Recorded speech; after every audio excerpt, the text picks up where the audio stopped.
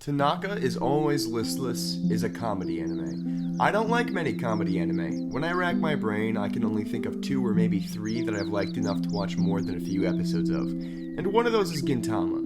But recommending anime isn't really worthwhile if the anime is super popular anyways. Hey, have you heard of this show called One Piece? So I'm here with a show I've never heard anybody else talk about. The plot follows a weak, lazy, sleepy ghost of a dude named Tanaka who basically does absolutely nothing at all costs.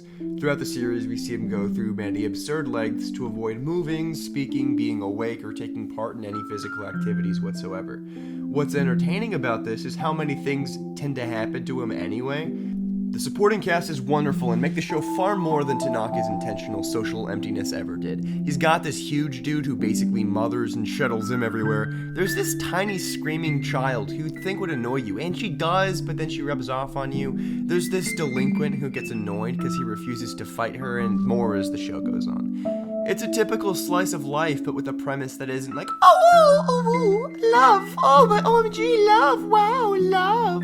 Or like the 7th coming of age time travel gimmick this year. It's funny enough to get chuckles, and while the animation isn't Studio Trigger, they do some great work in soundscapes and voice acting. Like, listen to this guy yawn mid-sentence. そう、こんな風に全身で体感しないなんてもったいないと思う。Anyway, I like the show enough to remember it 2 years later. Watch it or not, I don't care. Bye. P.S. I watch all my anime on twist.moe. It has ad-free HD anime for everybody, completely supported by donations. I give them $5 or $10 every month just because fuck Crunchyroll, and feel free to check them out.